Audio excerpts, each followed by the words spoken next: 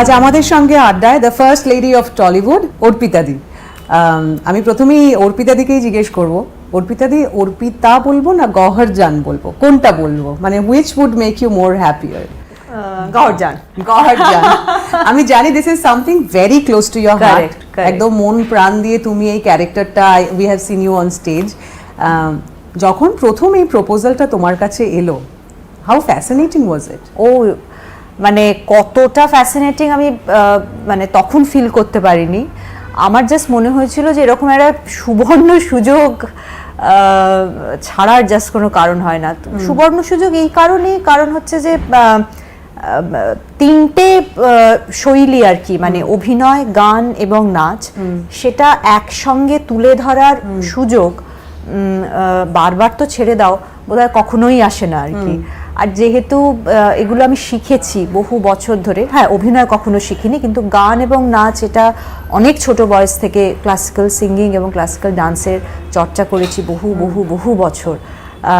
তো সেটা এক্সিবিট করার একটা সুযোগ, সেটা তো ডেফিনেটলি এক্সাইটিং, ফ্যাসিনেটিং। একটা ক্যারেক্টার পোর্ট্রে করতে গেলে পার্সোনালিটি লাইক গহরজান, পড়াশোনাটা ভীষণ ইম্পর্টেন্ট।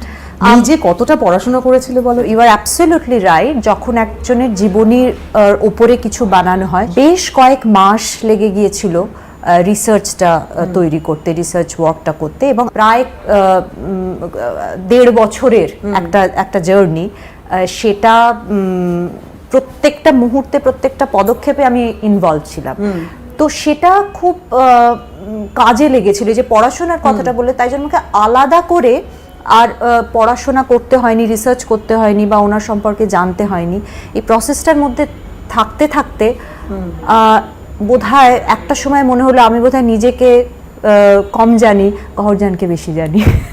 এই ধরো, এই যে মাই নেম ইজ জান যতটা আমরা আলোচনা করছি, এই দীর্ঘ ক্যারিয়ারে এরকম কোন কোন ছবি তোমার মনে হয় যে হয়তো আরো প্রশংসা পেলে ভালো হতো, বা জায়গাটা আরো বেটার জায়গায় গেলে ভালো হতো? এই মনে হওয়াটা আমার মনে হয় সব ছবির ক্ষেত্রেই, কারণ মানে আমরা শিল্পীরা আর কি কখনোই বোধহয় স্যাটিসফাইড নই, অন্তত আমি না। মানে গহরজানের এত মানে 3টে সময় মনে হচ্ছে কেন 13টা নয়, 13টা হলে মনে হবে কেন 30টা নয়, কেন 300টা নয়।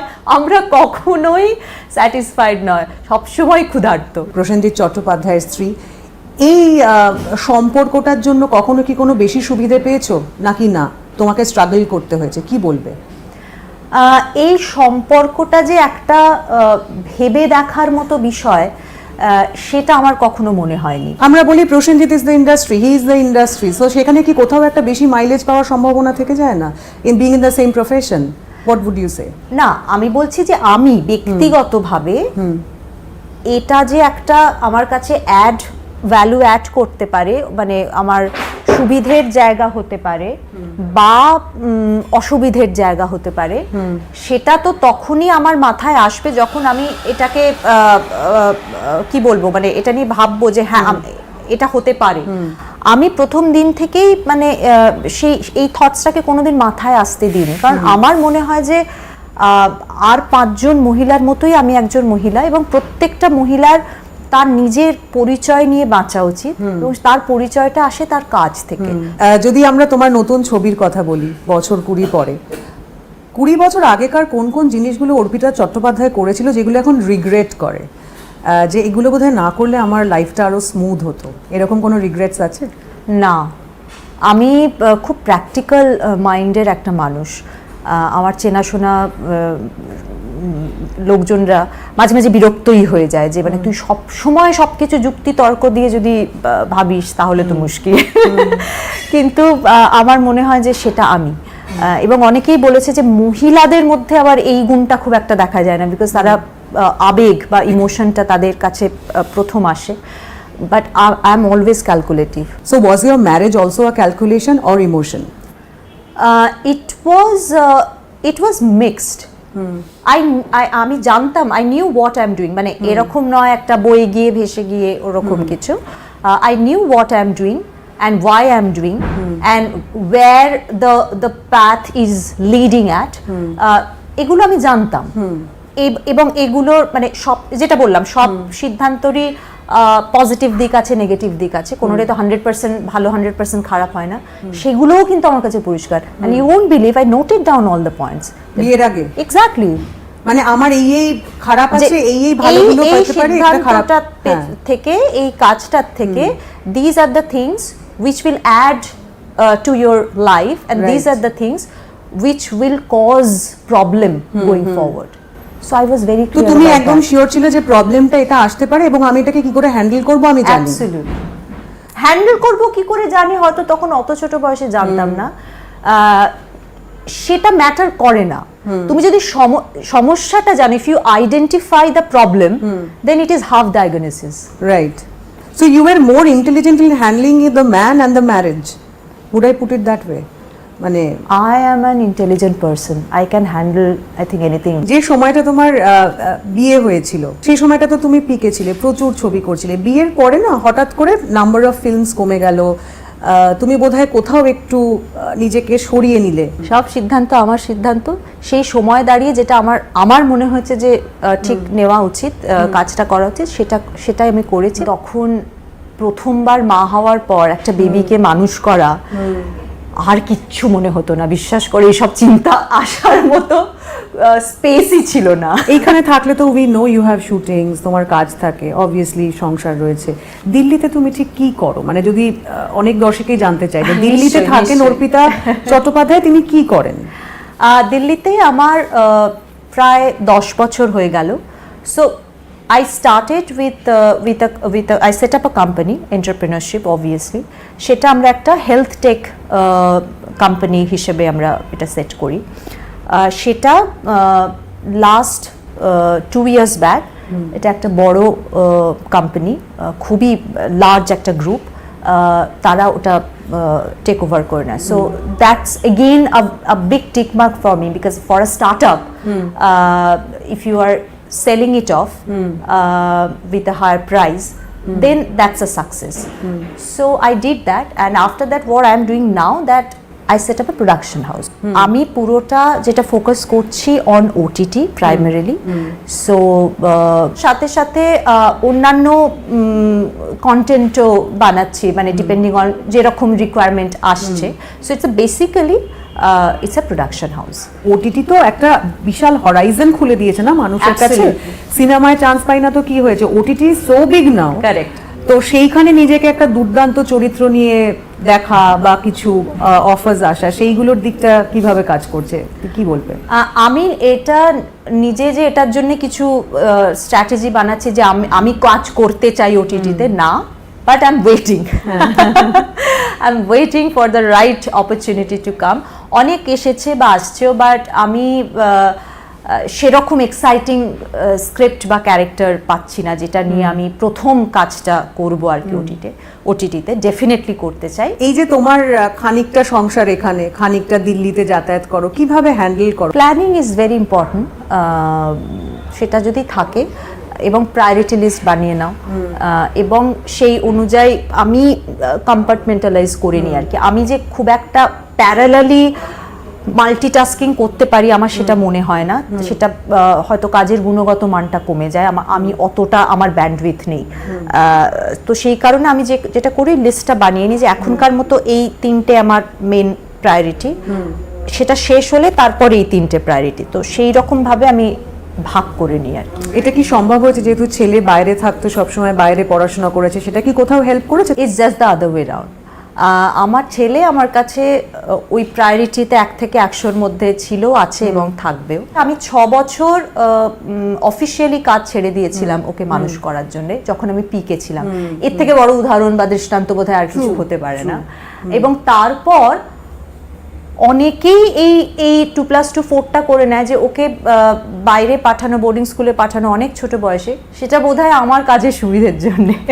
এটা ভাবাটা খুব সহজ, কিন্তু একেবারেই নয়। আমি কোথাও বুঝতে পেরেছিলাম যে এখানে থাকলে, পশ্চিমবঙ্গের মধ্যে থাকলে একটা বাচ্চা সে কোথাও নর্মাল লাইফটা পাবে না, লিড করতে পারবে না, সে একটা সাংঘাতিক পিয়ার প্রেশারের মধ্যে থাকবে সব জায়গায়।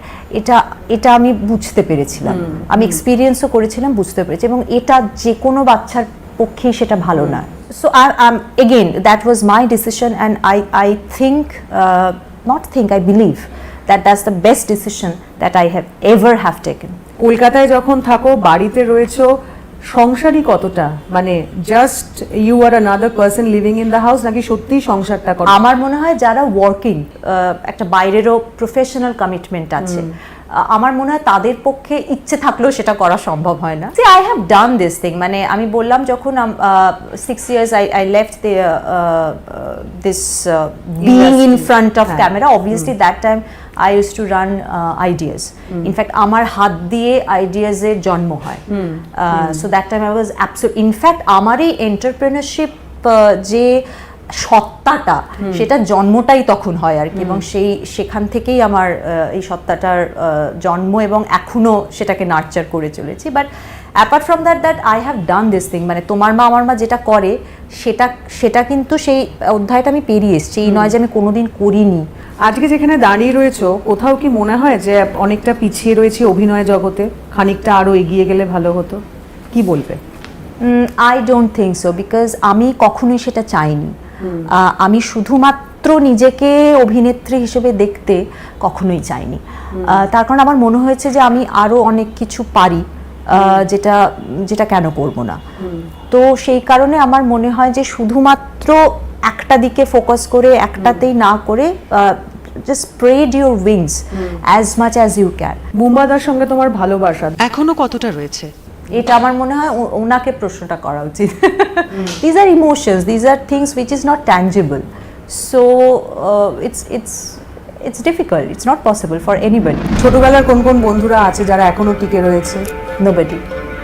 সত্যিকারের বন্ধু পাওয়া জীবনে কিন্তু খুব মুশকিল। বন্ধু ত্রিশানজিৎকে কতটা পাও? He shares everything with me, at least এখনো।